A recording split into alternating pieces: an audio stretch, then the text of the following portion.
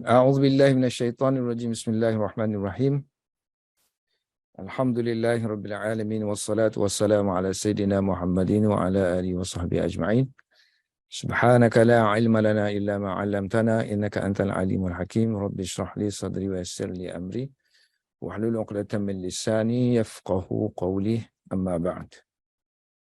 Hidayatun nahwu ni, kalau kita tulis hidayah an-nahwu, ataupun ada juga manuskrip yang tulis al-hidayah.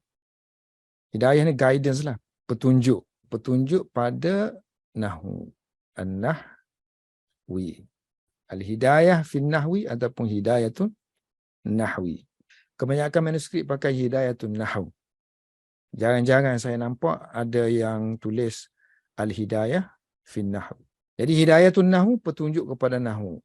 Nahwu ni dalam bahasa Inggeris grammar lah.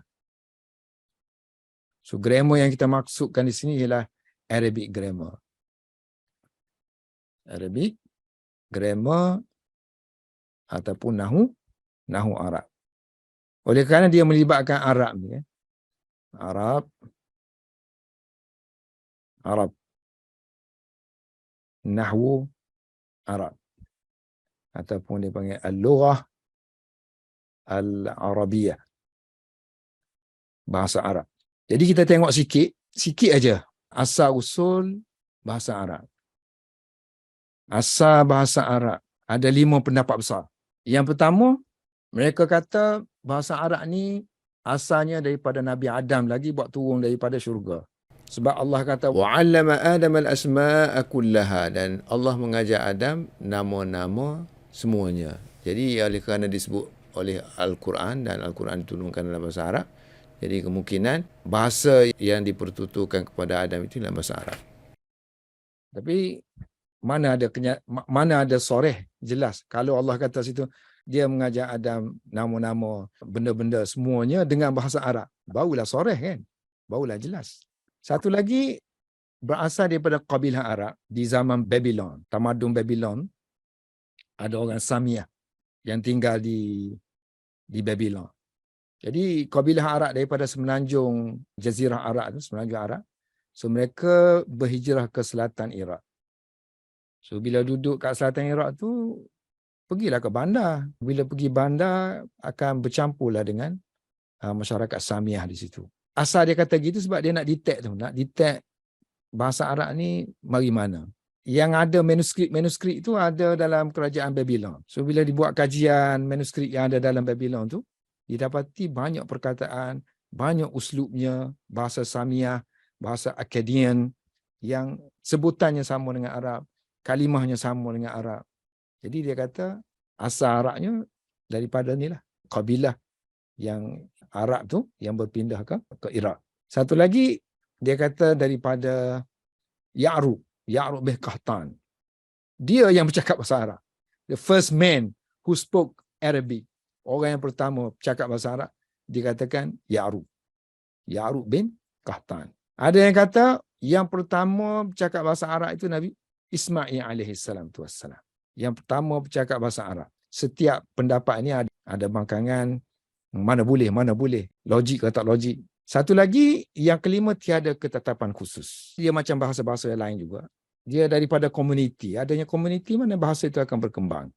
Bila masa tak boleh nak trace, sukar untuk trace. Semua ni ada pro and kontra dia lah. Seorang profesor di UIA, Profesor Salihah, dia ada tulis buku tentang revolusi bahasa Arab ni. Revolusi bahasa dan asas tamadun.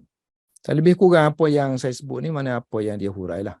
Yang ni pun maknanya semua, kalau kita tengok kitab-kitab Arab pun yang menghuraikan revolusi bahasa Arab ni, 5 perkara tu lah, 5 tu mesti adalah pendapat. Cuma seorang pengarang tu, penulis tu, dia cenderung kat mana? Kalau dia cenderung nombor 1 ke ataupun nombor 2 ke, dia datangkan dalil-dalil yang banyak untuk menunjukkan betapa kuatnya dalil yang pertama tadi. Tapi bila kita buat analisa semuanya tak gagah lah, tak kuat. Sebab tidak ada satu dalil yang jelas perkataan yang jelas sebut. Kalau kita Quran jelas sebut. Kalau hadis-hadis yang sahih sebut tentang bahasa Arab tu asal dia. Dari mana? Daripada syurga ke?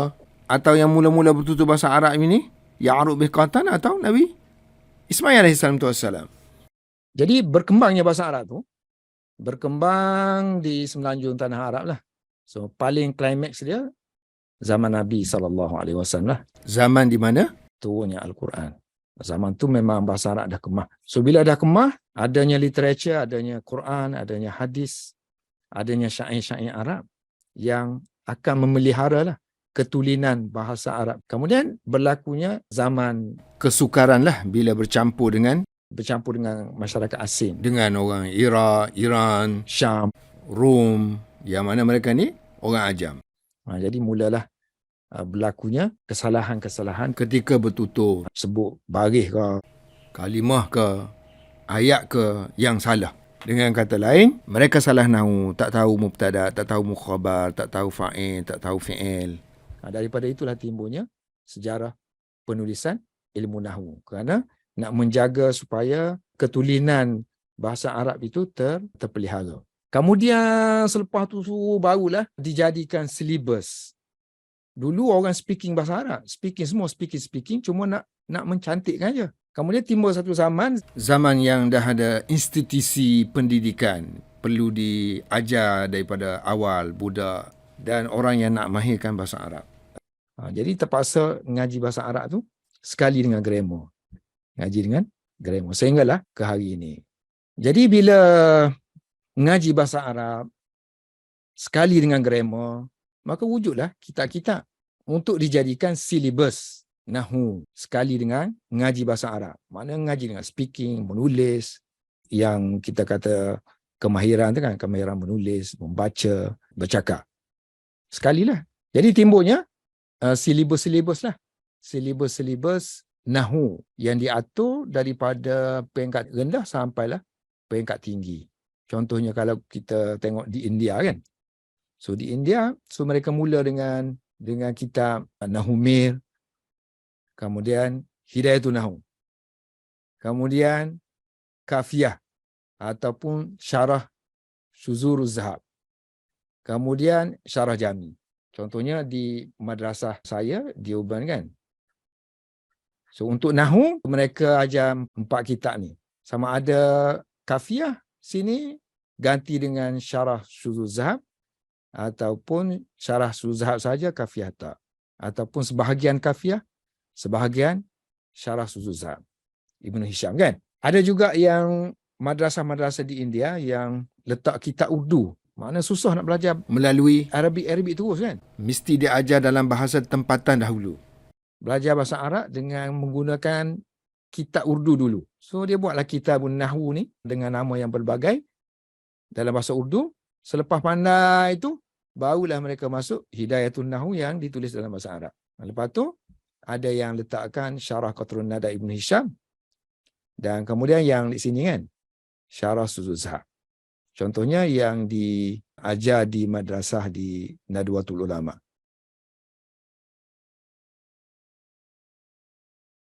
Kemudian kalau kita di Nusantara ni, banyak juga, macam-macam juga. Biasanya, mereka start dengan Jurumiyah. Asas. So kita macam di Nusantara, di pondok-pondok, kita tak mula dengan kitab Melayu, kitab Jawi. Terus dengan Arabic dah. Jurumiyah. Kemudian ada yang baca Syekh Khalid, Syarah Muqaddimah Azhariyah. Ada yang baca Mutammimah, Jurumiyah, syarah dia. Syarah dia Kawakib Duriyah, Syarah Jurumiyah. Kemudian Alfiyah kan. Hafal Alfiyah. Maknanya 1000 bait, 1000 rangkap syair yang membincangkan tentang masalah nahwu. Kemudian disyarahkan oleh Ibnu Aqil. Ini yang kira standard yang kita kata seolah macam yang wajib lah. Kemudian ada yang sunat-sunat dia tu. Macam kita kan, tambah Muhyiddin Labib lah. So, yang ni jarang-jarang orang ajar lah. Tapi biasanya orang finishkan yang ni. So, untuk yang moden-moden misalnya, zaman sekarang ni orang mengaji, kalau di sekolah-sekolah kerajaan dulu, Nahwu Wadih, Nahwu Musaffa, Mulakhas. dan macam-macam lagi. Beza dia, kitab moden ni dia mudah. Dia diatur dengan mudah sesuai dengan zaman kita ni. Ada nombor 1, nombor 2, nombor 3, nombor 4, guna poin-poin. Ada latihan. Kalau kitab-kitab ni dia ditulis dalam bentuk zaman dahulu, gaya pun gaya dahulu. So kelebihan dia, kitab-kitab zaman dahulu, setiap satu tu ada syarah. Setiap satu ada syarah dan setiap satu ada hasyiah, ada footnote. Ada saja orang yang mensyarahkan. Artinya, satu kitab ni banyak ilmu yang diperolehi daripada yang sini. Kalau yang moden, kalau orang ni tulis nahwu wadih ataupun nahwu musaffah, habis itu aja. Dah tak ada dah orang nak mensyarahkan, contohnya nahwu wadih, syarahkan nahwu musaffah, syarah mulakhas. Jadi ini lebih kepada nota-nota. Dia dah nota dah. Tapi kalau yang kitab-kitab zaman dahulu, dia ada kesenambungan. Dia tak habis di sini aja. Maksudnya kalau kita nak tahu lebih lagi, tahun ni kita belajar matan saja. Tahun depan kita nak tahu maklumat banyak lagi. So kita belilah syarah dia. Syarah kepada nahwu ni ataupun Hidayatun Nahwu. Untuk peringkat awal, kita nak tahu apa yang ditulis, apa yang dibincangkan. Yang kedua, mungkin masalah-masalah berbangkit. Banyaklah syarah-syarah dia kan, dan hasyiah-hasyiah dia. Maksudnya, ilmu ni dia tak mungqati' lah. Dia tidak terhenti. Jadi kelebihan mengaji kitab turas ni, dia ilmu dia tak terhenti. Kalau kita belajar sini, nahwu kita habis sini dah. Nahwu wadih, nahwu musaffah contohnya, mulakhas, dia habis itulah. Sebab kita tak ada hubungan dah. Nak baca kitab apa lagi ada hubungan dengan dia. Habis kan? Jadi sebab itulah, biasanya orang belajar ini, so dia nak baca yang ni, dia nak mari mengaji yang ni, susah dia nak mengaji yang ni. Sebab apa? Sebab tak ada hubungan, link dia tak ada. Tapi kalau orang yang mengaji kitab-kitab yang jenis turas ni, so dia akan rajin nak mengaji Alfiyah pula, nak mengaji Syarah Ibn Aqil pula. Kalau tak mengaji pun rasa nak baca tu. Rasa nak baca. Rasa nak baca Mughni Labib. Rasa nak, kalau ada kelas, rasa nak attend. Atau berani nak baca sendiri. Sebab kita melalui pengajian yang daripada satu level kepada satu level. Satu perbincangan yang biasa kepada satu perbincangan yang lebih detail lagi, lebih terperinci lagi. Jadi maklumat dia sentiasa bertambah. Jadi tak jemu lah. Bukan orang kata, ngaji nahwu aja baca kita. Bukan. Dia satu knowledge. Dia macam kita mengembara aja. Orang mengembara kan, hari ni orang suka mengembara. Mula-mula ke negara ASEAN dulu. Kemudian dia rasa nak mencabar diri dia, nak pergi tengok Eropah pula. Kemudian nak pergi Middle East pula. Kan dia tak habis kan. Lepas tu dia nak naik gunung Himalaya pula nak tengok. Dulu dia gunung Kinabalu aja. Lepas tu nak naik Himalaya. Orang kata gila ke apa ke? Tak, shock dia tu. Tak boleh nak dibayangkan. Rasa nikmat dia melihat alam yang diciptakan oleh Allah Subhanahu Wa Taala. Samalah juga dengan orang yang mengaji ni. Yang ni dah tahu nahwu dan Hidayatun Nahwu, cukuplah untuk baca kitab. Untuk baca kitab cukuplah. Tapi kalau kita nak tambah knowledge lagi, tambah pengetahuan lagi, the secret of Arabic kan, supaya nanti kalau kita baca Quran yang merupakan bahasa Arab yang tertinggi. Jadi apa yang kita nak kata tinggi-tinggi tu, mestilah ada kayu pengukur dia. Mestilah ada alat-alat yang memungkinkan kita kata Quran ni tinggi.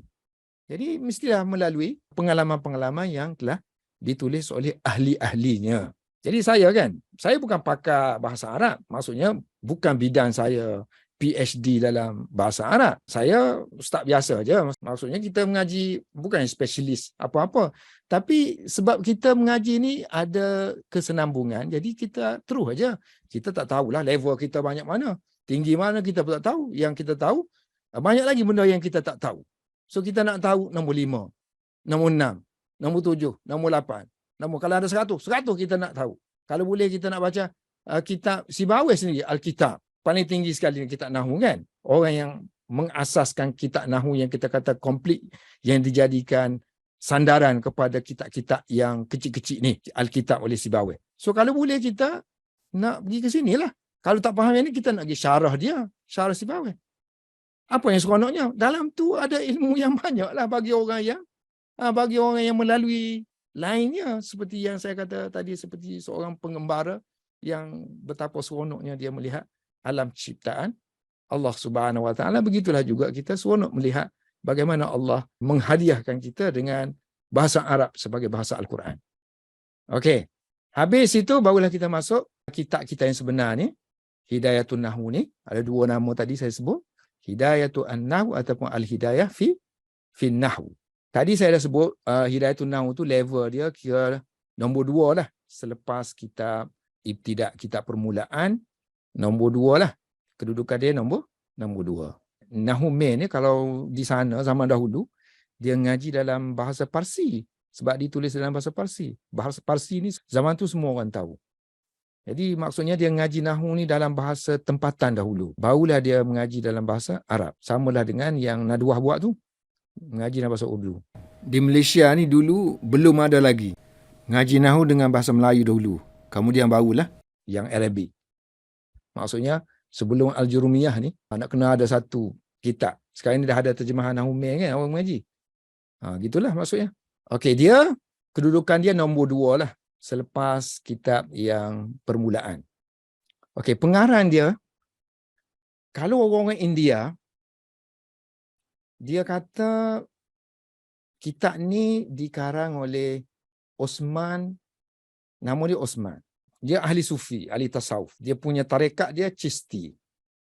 Kemudian dia ni suhbah, maknanya dia ni duduk dalam khanqah, dalam didikan. Kalau di Mesir dia panggil zawiyah kan.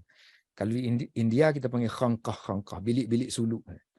So dia mari berkhidmat kepada Syekh Nizamuddin Aulia. Kalau kita pergi India kan, pergi Delhi tu, ada kubur yang orang duduk sembah, kubur Nizamuddin. Dia tu wali lah. Kita kata wali ni dia orang soleh. Orang yang tersangat soleh, sampai ke orang yang taksub ni pergi sembah kubur dia. Kubur Nizamuddin bersebelahan dengan markas Tabligh Nizamuddin. So Syekh Osman ni, dia datang daripada Bengal. Bengal ni dekat dengan Bangladesh kan. West Bengal. West Bengal India ni border dengan Bangladesh kan. Dia masa kecil-kecil, Darjah 1, Darjah 2, sekolah rendah apa tu, datang dah mari nak mengaji lah. Bawa pula kertas. Dalam beg tu hanya berisi kertas saja. So bila-bila mari tiba-tiba pergi di tempat Nizamuddin ni, situ tempat tarbiyah rohani. So dia pun rasa selesa duduk situ. Marinya tujuan untuk mengaji. Selesa duduk situ lama-lama sampai dah belah-belah tahun dah duduk situ. So tiba-tiba Syekh Nizamuddin ni dia orang pendakwah. So dia nak sebarkan ilmu agama ni di Bengal, di West Bengal. Dia nak hantar orang. Nak hantar orang mestilah orang yang boleh bertutur bahasa tu. So dia nak hantarlah Osman ni. Nak hantar Osman, dia kata, mana boleh mu tak tahu agama. Mu tak tahu agama. Kalau mu tak tahu agama, kamu mudah disesatkan oleh syaitan. Mu rohani tinggi pun, dia kata, tapi kalau tak alim, maksudnya kamu mudah digoda oleh syaitan. Masa dia duduk bercakap tu, ada seorang Maulana lah yang alim. Bila dia dengar Nizamuddin kata gitu, tak apa dia kata. Saya akan ajar dia dalam masa 6 bulan. Nahwu sorah lah. 6 bulan. Tak apa, saya akan jadikan dia alim. Saya akan mengajar dia nahwu sorah. So Syekh tu ambil dia, mengajar dia 6 bulan. Macam mana cara nak mengajar 6 bulan? Dia tulis kitab. Maksudnya dia tulis tu dalam bahasa dia kan, bukan bahasa Arab. Jadi bahasa dia cepatlah mengaji. Orang dah dewasa, dah cepat je. So dalam masa 6 bulan tu, habis. Lepas dah boleh Arabic tu kan. Nampak dah Arabic tu apa benda? Mulalah mengaji fiqh. Lepas habis tu 3 tahun duduk dengan Nizamuddin, barulah dia hantar pergi berdakwah. Ini kisah dia lah. Osman Chisti Nizami. Cuma ayah Maulana Abu Hasan Ali An-Nadawi, dia ada kitab biografi ulama-ulama India. Nuzhatul Khawatir. Berjilid-jilid. Biografi ulama-ulama India termasuklah Osman. Osman ni lah Chisti ni. Biasanya ayah Maulana ni, Maulana Abdul Hayy ni, biasanya dia akan sebut ulama ni apa sumbangannya dalam bidang penulisan. Karya dia apa? Karya. Tapi untuk Osman ni tak ada satu karya ditulis oleh beliau. Begitu juga dengan orang lain. Cuma ada satu kitab saja biografi yang tulis antara karangan dia ni ialah Hidayatun Nahwu. Jadi berdasarkan kepada salah seorang penulis biografi tu aja yang menyebabkan ramai orang kata ini adalah karangan Osman Chisti Nizami. Baik. Satu lagi qaul kata kitab Hidayatun Nahwu ni ialah karangan Abu Hayyan Andalusi yang duduk Mesir kan. Guru kepada Ibnu Hisham mengenai Labib tu, Qutrun Nada tu, Syarah Syuzul Zahab tu, dan guru kepada Ibnu Aqil, Syarah Ibnu Aqil tu kan, Syarah kepada Alfiyah tu. Ini datuk guru dia, maha guru dia, Abu Hayyan Al-Andalusi, orang Andalusia, kemudian berhijrah ke Mesir jadi tok guru di situ. Kalau yang ni pun ada dalam, kita panggil katalog lah. Katalog orang sebut Hidayatun Nahwu karangan dia. Setengah-setengah katalog sebut bahawa ini karangan beliau. Yang jadi masalah kitanya ialah kitab tu Hidayah itu sendiri tu tak ada pun ditulis pengarangnya sipulan-sipulan. Jadi berdasarkan kepada katalog di library sekian tulis ini Abu Hayyan. Kalau katalog India banyak tulis Osman Chisti. Nak tengok mana rojeh tak rojeh tu, itu kecenderungan kita macam mana kan. Kecenderungan kita mungkin kita kata yang ni satu kitab pun tak ada pun karangan dia kan. Dia terkenal sebagai pendakwah, ahli sufi, tasawuf, berdakwah. Jadi yang ni terkenal memang ahli nahwu. Besar kemungkinan Abu Hayyan lah yang mengarangnya. Okey, ada lagi kemungkinan lain. Ada kata ditulis oleh Zubair Al-Basri, ada kata ditulis oleh Abdul Jalil Ibnul Fairuz Ghaznawi, ada kata Ibnu Dastawi, Abdullah bin Ja'far. Orang dulu yang kadang tulis kitab tu, kadang-kadang mari satu perasaan aku ni ikhlas kerana Allah Subhanahu Wa Taala. Kalaulah kitab ni, dia kata kalau kitab ni diterima oleh Allah Subhanahu Wa Taala, kitab ni tak ada nama aku pun tak apalah. Ikhlas. Tiba-tiba masyhur. Jadi masalah kita kemudian nak tentukan siapa pengarang tak jumpa. Tapi kitab ni very excellent lah. Sangat-sangat excellent. Sebab dia ni ringkasan kepada kitab Kafiyah. Al-Kafiyah. Salah seorang maha guru bahasa Arab ni nama dia Ibnu Haji. Ibnu Haji ni maha guru lah. Kita ngaji nahwu banyak sebut qala Ibnu Haji, berkata Ibnu Haji. Ini pendapat Ibnu Haji kan. Inilah pengarang Kafiyah lah. Jadi kalau kita baca, kita mengaji Hidayatun Nahwu, seolah-olah kita dah mengaji Kafiyah. Cuma ada sikit-sikit aja yang khilaf-khilaf, masalah khilaf yang tak disebut. Yang diambil yang clear-clear aja. Seolah-olah macam tu lah. Mana kita baca dah Kafiyah dah. Bijak-bijak. Cara penyusunan Hidayatun Nahwu tu, penghuraian dia, cara yang dia pilih tu sangat bijak, menghampiri apa yang ditulis oleh Ibnu Hajar. Kalau kita tengok cetakan Hidayatun Nahwu, sekarang ni oleh kerana Hidayatun Nahwu ni banyak digunakan di India. Makna banyak digunakan oleh madrasah-madrasah nizami. Kalau kita sebut madrasah nizami, dia Deobandi lah. Untuk masa sekarang. Yang ada di India, Pakistan, Afrika dan juga England. Yang dibina oleh orang India ataupun Pakistan. So manuskrip ni banyak cetakan India, cetakan Pakistan. Kalau ada yang Iraq ke, Iran ke, yang ni yang lama-lama. Lama-lama orang tak mengaji. Yang masih lagi mengaji kitab ni di Pakistan, India dan Britain. Britain madrasah nizami jugalah. Macam yang kita guna sekarang ni kan. Kita sendiri tak ada cetakan di Nusantara ni, tak ada. Negara Arab pun tak ada, kita nak cari cetakan tu. Yang adanya cetakan yang agak baru ni ialah cetakan Pakistan je lah. Kalau dulu saya tak mengaji cetakan ni, saya mengaji cetakan India yang sangat-sangat klasik. Kalau saya mengajar kitab tu sekarang ni, separuh daripada kita akan lari lah. So kita bagi yang cetakan bertaib lah ni. Kalau dulu saya mengaji tu, cetakan tulisan tangan. Ini bertaib. Kalau bertaib pun kita lari juga, tak tahulah. Saya dulu mengaji dulu, kalau ikut nak lari tu, 90% kita kata faktor-faktor yang membolehkan lari daripada mengaji di India. Semuanya 180 darjah bercanggah dengan kehidupan kita, dengan apa yang kita harapkan dari segi kemudahan. Tak ada kemudahan. Berkat sabar saja. Sabar, tak faham pun sabar. Kadang-kadang kalau saya sebut tak faham pun sabar je, sabar dengan sabar. Kadang-kadang anak murid kita di Malaysia ni heran tau. Apa ustaz? Kita akan mengaji nak faham.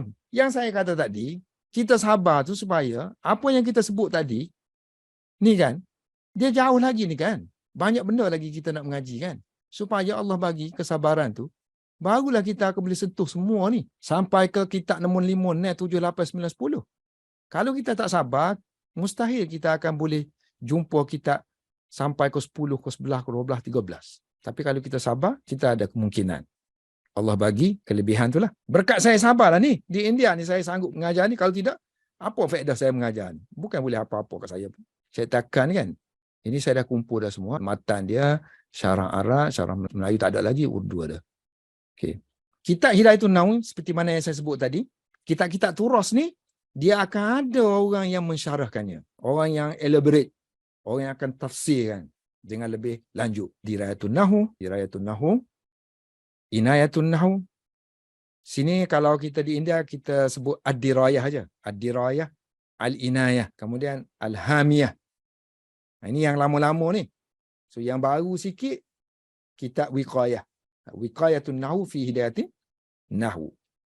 Yang ni semua boleh didapati dalam internet. Alhamdulillah. Tengok sini. Ni syarah Arab ni kan? Dah ada. Saya dah simpan dah. Lama dah saya simpan ni. Saya pun tak tahu bahawa saya akan mengajar ni pula. Sekali lagi. Masa saya mengajar dulu-dulu yang ada kawan-kawan yang nak mengaji tu, saya mengajar gitu-gitu aja, taklah sebut kat dia ni detail-detail macam ni. Kalau zaman dulu baca gitu. Ini kita agak serius sikit lah. So kita buat mukaddimah dia, pendahuluan dia. Okey, untuk syarah Urdu, sebab dia jadi silibus India. Orang India ni dia suka. Setiap apa yang dia ajar, dia akan tulis nota dia. Nota Maulana tu, dia rajin tulis nota. Bila siap nota dia, jadilah satu sumbangan dia, sama ada dia nak tulis itu sebagai hasyiah ke, nota ke, ataupun dia nak kata itu syarah ke. Dan nama yang diberikan, nama tu nama Arab. Irsyadun Nahwu ke, Kifayatun Nahwu ke, Misbahun Nahwu ke. Ini semua nama-nama Arab tapi disyarah dalam bahasa Urdu. Jadi budak-budak dia yang lemah-lemah sikit Arabik tu, mereka bergantung kepada syarah Urdu lah untuk faham Hidayatun Nahwu. Tengok ada berapa sini? At least ini 9 dah. 1, 2, 3, 4, 5, 6, 7, 8, 9. 9 ni yang ada dalam internet aja. Yang tak ada dalam internet bertambung lagi. Bertimbung-timbung lagi. So, kita nak macam tu lah. Kita belajar something, kita buat note, buat catatan, dan kita bagi istifadah tu kepada orang lain. Bukan tamat gitu aja. So masyarakat kita sekarang ni dia tak macam tu. Tak macam di India. Di India dia subur.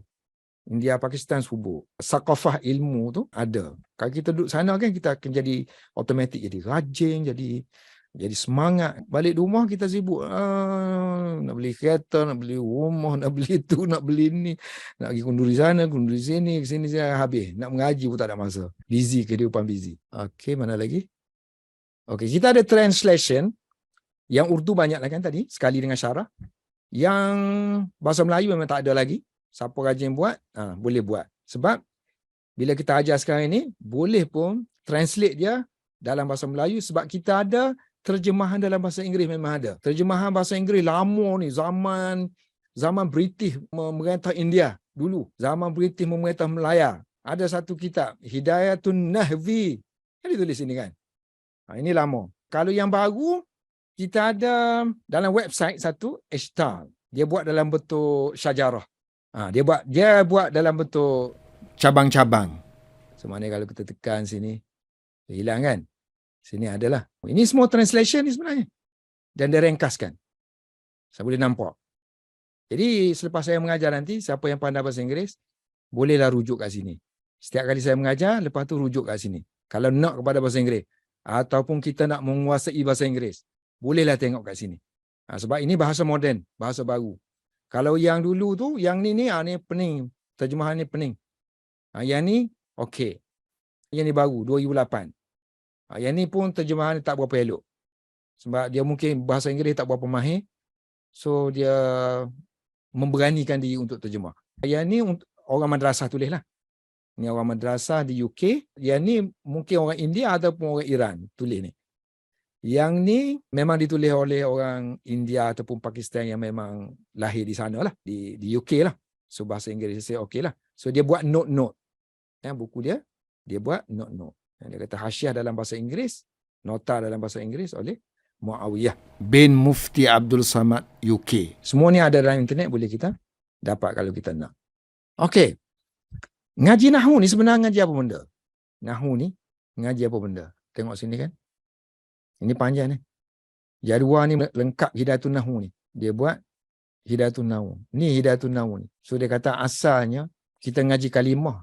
Word. The words ni dipecahkan kepada dua. Satu bentuk mufrad. Satu bentuk murakkab. Mana words kalau dia single kan kita panggil mufrad. Kemudian kalau kita susun gabungkan Zaidun Qaimun. So dia jadi murakkab kan. Ataupun Kitabu Zaidin murakkab. So murakkab itu ada yang sempurna kita panggil mufid. Lengkap. yang murakkab tu. Ada yang tak sempurna, tak jadi ayat lengkap. Kita kata ghairu mufid. Kemudian yang single-single ni kan yang kita ngajikan kalimah terbagi kepada 3. Satu fi'il, isim, harf. Baik, sekarang ni isim ni kan. So isim ni belakang huruf dia tu banyak berubah kan. Zaidun, Zaidan, Zaidin. So kalau berubah kita nama mu'rab. Kalau yang tak berubah macam hazihi apa tu, kita panggil mabni kan. So maksudnya kalimah ni kalau dia masuk dalam ayat ni, mufid ni, dia akan berubah-berubah. Bila dia berubah? Bagaimana dia berubah? Kenapa dia berubah? Sebab apa dia berubah? Sebab apa dia tak berubah? Ini maksudnya pengajian nahwu. Kadang berubah ni berubah makna. Kadang berubah ni tak berubah pun makna. Baris tu kadang berubah tapi tak berubah makna. Kadang berubah makna. So kita takut macam tu lah. Kita takut kita pergi baca, berubah makna, jadi makna lain. Ataupun kita susun ayat kita tu, kita nak kata gini, tapi kita susun gini, jadi maksud dia jadi lain. Bila kita tulis sesuatu, orang baca kan. Bila orang baca kita kata, oh maksud dia gini. Kita mati dah. Kalau kita hidup lagi, dia boleh tanya, apa Ustaz maksud apa Ustaz tulis ni? Sebagaimana saya teka Ustaz betul tak? Tak apalah kalau saya hidup, saya boleh beritahu. Kalau saya mati, apa maksud saya tulis tu? Mestilah orang-orang yang ada kaedah menulis tu, dia menulis dalam ikut kaedah. Jadi orang yang tahu kaedah, kaedah dia gini, mesti menulis mesti macam ni. Macam Imam Bukhari kan. Dia buat macam ni. Dia meninggal dah. Tak ada. Dia pun tak terang dia tulis macam ni. Maksudnya begini. Dia tak terang pun. Jadi orang syarah kepada apa yang dia tulis itu berdasarkan kepada ilmu lah. Knowledge bahasa Arab. Sepatutnya bahasa Arab boleh gini. Jadi Imam Bukhari maksudkan gini. Bukannya kita pandai-pandai mengandai-andaikan. Jadi kita kena ada ilmu yang banyak. Ilmu mana alat-alat yang banyak untuk kita korek-korek, untuk kita faham tulisan. Maksudnya kalau literature ataupun yang paling tinggi Al-Quran lah. So kita tengok Quran, kenapa Allah tak macam ni? Kenapa Allah tak macam ni? Kalau Allah letak gini apa makna? Kalau Allah tak macam ni, depan dulu apa maksud dia?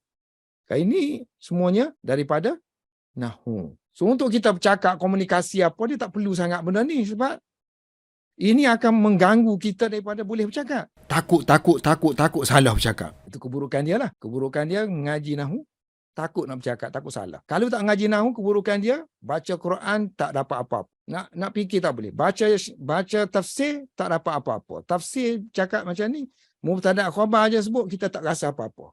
Tak ada feeling apa-apa mubtada' khabar. Sebut mubtada' khabar kan. Sebab kita mengaji masa sekolah menengah hari tu sekali aja mubtada' khabar.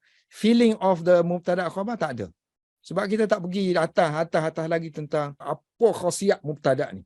Kalau jadi mubtada' ni apa kelebihan dia kalau kita start ayat dengan isim bukannya fi'il. Itu hanya boleh diperolehi bila kita mengaji lebih tinggi. Kalau kita mengaji peringkat awal, kita kata Zaidu mubtada', qaimun khabar, habis khalas. Jawab dalam periksa Zaidu mubtada', qaimun khabar, habis. Dapat A. Jadi bahasa Arab kita semua sampai universiti. Tapi kelazatan bahasa Arab kita tak boleh apa pun. Sebab kita mengkotek, kita tak meneroka. Macam kita kata tadi, kita tak musafir. Kita pergi naik satu gunung aja, tak pergi naik gunung-gunung yang lain. Tengok gunung yang lain, apa ada ketinggian dia, udara dia, pokok dia, fauna dia, flora dia. Nikmat tu tak ada. So bila nikmat tu tak ada, maklumat tak ada, nak cerita tak boleh lah. Nak cerita kat orang tak boleh. Nikmat tu. So ini perkakas-perkakasnya. Asas dia sini aja. Asas dia words tu. Words tu bila disusun, jadilah dia ayat. So ayat tu adalah nama-nama dia. Kalau start dengan fi'il, jumlah fi'liyah. Pertama sekali dengan fi'liyah, nanti akan disebut khasiat-khasiat dia. Jumlah fi'liyah ni, apa kelebihan dia? Apa ciri-ciri dia? Seorang penyair tu kenapa mendahulukan jumlah fi'liyah di sini? Start dengan fi'il, tak start dengan isim. Contohnya kan. Jadi mudah-mudahan dengan sedikit sebanyak ni, pendahuluan ni, maknanya level Hidayatul Nahwu ni, dia bagi sikit mustalahat, kemudian kaedah-kaedah dia. Kaedah-kaedah yang biasa lah. Maknanya peringkat menengah, pertengahan. Maknanya kalau tak tahu yang ni, nak ajak mengaji benda lain tu susah. Kalau kita tak menguasai ni. Mana mustalahat. Macam kita mengaji sekolah lah. Kalau kita fizik lemah nak mengaji engineering macam mana? Kalau kita biologi lemah nak mengaji doktor macam mana? Kalau kimia lemah macam mana nak buat ambil specialist bahagian chemical. So nak kena ada at least pengetahuan tu, mustalahat. Kalau ilmu lain boleh kita menghafal dah. Kimia dulu, satu table duk hafal. Macam-macam formula lah ngaji fizik ni. Boleh pun kan? Tapi kalau kaedah sikit, ngaji kaedah kan. Bukan kita kaedah semata-mata kan. Kaedah untuk dapatkan ilmu yang ada hubungannya dengan Ilmu lain. Nahwu ni dipakai dalam tafsir, terutama sekali dalam tafsir. Dan dalam syarah hadis. Dalam usul fiqh. Macam mana kita nak istinbat hukum. Istinbat hukum ni ayat Quran ataupun hadis. Allah kata gini. Bila Allah kata gini ni, apa mafhum dia? Apa Allah nak kata? Jatuhlah hukum. Khas ke? Am ke? Kalimah tu khas ke? Am ke? Alif lam yang Allah guna tu. Alif lam makna the ke ataupun jins, makna umum. Kalau the maknanya orang yang khusus ajalah kena. Kalau umum maksudnya semua orang kena hukum tu. Orang yang ngaji grammar ni dia tak jemu kalau orang ngaji madrasah. Sebab dia apply dalam ilmu-ilmu lain. Kalau orang ngaji sekolah, dia grammar ni dia mengganggulah. Sebab grammar tidak nak apply dalam bercakap tu, dia mengganggu kan. Untuk peringkat permulaan tu dia mengganggu kita kan. Tapi tak, kalau mengaji kitab-kitab tak. Kalau kita ngaji grammar, kemudian kita ngaji kitab, nanti ustaz akan ceritakan, ni ayat ni, ni yang kita mengaji dalam nahwu sekian-sekian kan. Dia sebut gini kan. So dia ada relate terus. Dia tak boring. Kemudian dia tanya lagi kita, kamu apa pandangan kamu baca macam mana ni? Nak baca macam mana? Kitab fiqh ni. Seolah-olah mengaji nahwu. Dia tatbik kita panggil kan? Tatbik. Mana praktikal tu ada. Sekarang masalah kita grammar tu dia dah asing, terasing. Mengaji grammar asing. So bila baca buku, tak tahu. Nak apply macam mana. Sebab tu sentiasa baca salah sampai ketua. Padahal ngaji dah nahwu tu. Wallahu a'lam bissawab.